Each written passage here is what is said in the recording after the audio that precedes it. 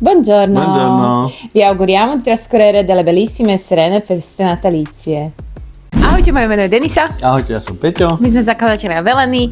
Zdravíme vás počas Vianočných sviatkov, prajeme vám veľa pohody. A dobrého jedla. A dneska máme pre vás takú špeciálnu epizódu s témou, prečo vaše balíčky počas Vianoc k vám nedorazia. Aby sme vám na túto otázku vedeli zodpovedať, musíme vám najprv ukázať, čím všetkým si váš balíček u nás v sklade musí prejsť predtým, ako ho pošleme za vami.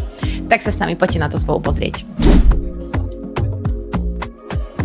Velena nám chodí v takýchto sáčkoch, to je broskyňa, následne višňa a ideme to baliť do krabíc.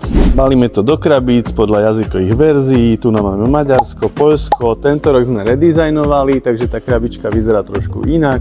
Tu napríklad máme poľskú višňu.